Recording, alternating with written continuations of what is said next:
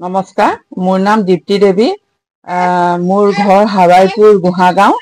মোৰ নাতি এটা নাইকিয়া হৈছে 10 মে'ত। 10 মে'ৰ পৰা মই বিচাৰি আছো, পোৱা নাই।